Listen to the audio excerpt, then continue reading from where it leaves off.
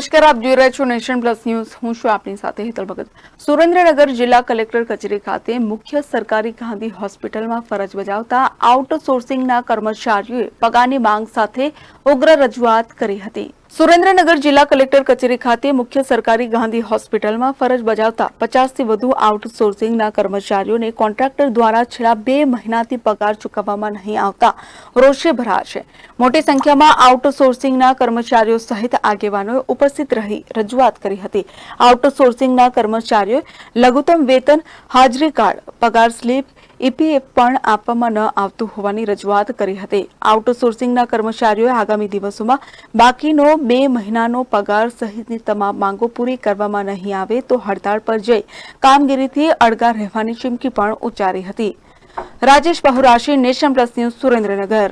સમાચારોના સતત અપડેટ મેળવવા માટે અમારી નેશન પ્લસ ન્યૂઝની યુટ્યુબ ચેનલને સબસ્ક્રાઇબ કરો, બેલ આઇકન દબાવો અને જોડાયેલા રહો ફેસબુક, ઇન્સ્ટાગ્રામ અને ટ્વિટર પર.